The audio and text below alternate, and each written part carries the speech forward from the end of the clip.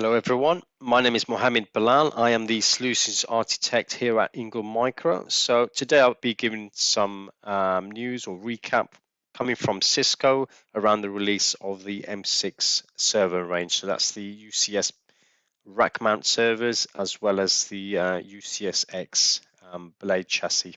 So let's get straight into it. So Cisco, they've released the M6 range in the form of rack mount servers, which is the C220 and the C240.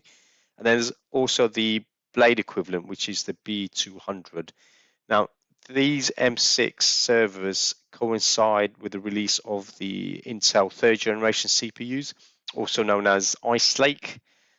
These are two socket servers. So I know the previous gen blades servers, the B480 had a 4-socket option. These offer only come in 2-socket options only, but the new generation can scale up to 40 cores. So I know there was a limit on the second generation of up to 28 cores, but these can actually scale up to 40 cores, which is a credit amount. So that's 80 cores per blade or per rack mount server. So with these Intels, you might find the sweet spot to 32 cores. So that kind of meets, in terms of virtualization, the VMware maximum core count per socket license, which is great. As well as the Intel CPUs, there's more features available on the new M6s.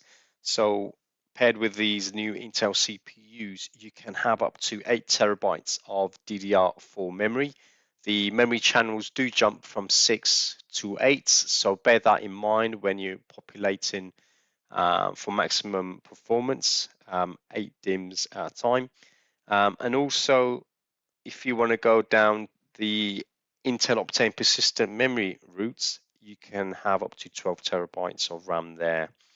Around the back of the UCS servers, there's also support for PCIe version 4, so that again increases your PCIe bandwidth there too. Now, don't forget, you've still got support for NVMe drives. So with the UCS, for example, the UCS 240, you can have 16 NVMe drives populated, and you can increase that up to 28 drives by utilizing the PCIe slots for those drives there as well. Now then, don't forget, it's not just Intel that have onboarded with the M6 range, it's also AMD as well. So they've got the third generation AMD Epics on their new M6 platform. So you've got the UCS 225 and the UCS C245 rack mount server options. So with the AMD Epics, you can scale up to 64 cores. You've still got the same technology features from the Intel, so you can scale up to 8 terabytes of RAM. You've got your PCIe 4 slots, and obviously the support for GPUs and NVMe's. So if you've got customers who want a lot more cores than the 40 cores that Intel offer, your AMD is no doubt a decent route to those increased core counts.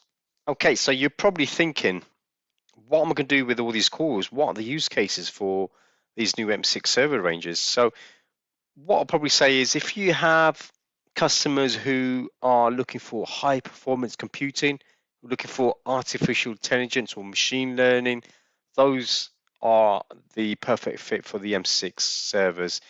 HCI is another use case, so you can potentially have Cisco's very own HyperFlex, which is now supported on the M6 servers. You can go VMware vSAN, Microsoft Storage Spaces Direct, or other third-party HCI solution offerings. So you could potentially have a HCI cluster consisting of nodes with 80 cores and all NVMe flash with lots of RAM. So there's a lot of possibilities you can actually achieve with the M6 server range. So the other use case could be data center consolidation. So let's say you have a data center with 10 or 15 rack mount servers. You can be quite clever and say, okay, I can use these new M6 servers. I can put in more cores than my previous servers and more RAM than my previous servers. and I can maybe reduce that footprint in my data center down to maybe 5 servers or 6 servers. So you can be quite clever with that. The last piece of news I would like to share is Cisco. They've released a new blade chassis, which is the UCS X series. No, it's not the Xbox, but it's Cisco's own blade chassis. So it's 7U in height. You've got 8 slots available. It's a mid-plane free chassis, so it's got a big gaping hole through, which will naturally help with the cooling and the heat dispersion. There's 8 slots, so you can either have 8 nodes in there, or you can mix them up with GPUs, FPGAs, or storage. So as of today, Cisco do offer the blade only at the moment, which is the X210C. These blades do support the new 3rd gen Intel Ice Lake CPUs, so you can potentially have 40 cores per node.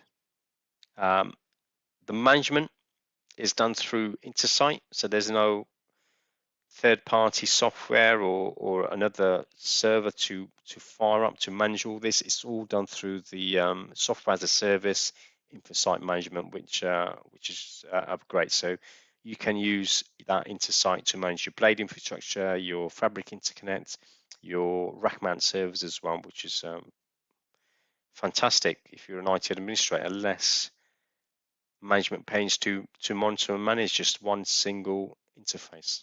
Okay, so that's a wrap. Thank you for listening. If you do like more information around the M6 server range, please contact your account manager or your sales team, and they'll be able to offer you the relevant information to you. Alternatively, you can contact me directly to discuss further. Many thanks for listening. Goodbye.